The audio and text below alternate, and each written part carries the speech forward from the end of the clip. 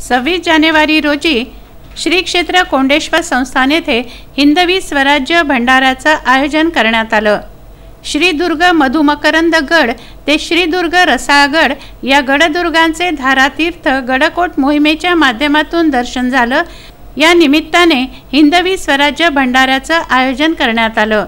शिवभक्तांनी व धारकऱ्यांनी या भंडाऱ्याचा महाप्रसाद ग्रहण केला। श्री शिवप्रतिष्ठान हिंदुस्थानतर्फे हे आयोजन करण्यात आलं। श्री शिवछत्रपतींनी हिंदवी स्वराज्याच्या निर्मितीकरता व संरक्षणाकरता सह्याद्रीच्या कुशीत गडदुर्ग उभारले व पाचही पातशाहींच्या छाताडावर पाय ठेवून हिंदवी स्वराज्य निर्माण केलं। याच गडदुर्गांवर हिंदू धर्माची पताका म्हणजेच भगवा ध्वज उभारण्यात आला।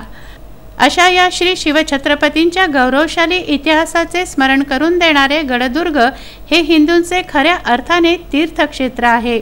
त्यासाठी ही मोहीम राबवण्यात आली व मोहिमेनिमित्त भंडाऱ्याचं आयोजन करण्यात आलं। गुरुवर्य संभाजी भिडे गुरुजी यांच्या मार्गदर्शनात ही मोहीम घेण्यात आली।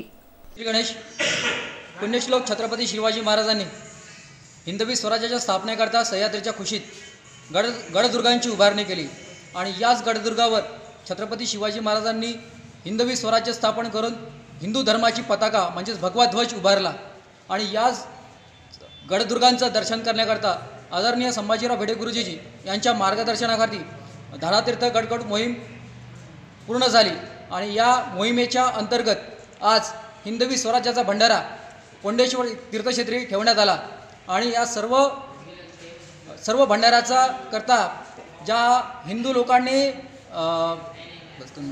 हिंदू बांधवांनी या प्रसादाचा लाभ घेतला त्यांचे आभार मानतो। जय हिंद, जय महाराष्ट्र। चेतन बुधे, विदर्भ न्यूज, अमरावती।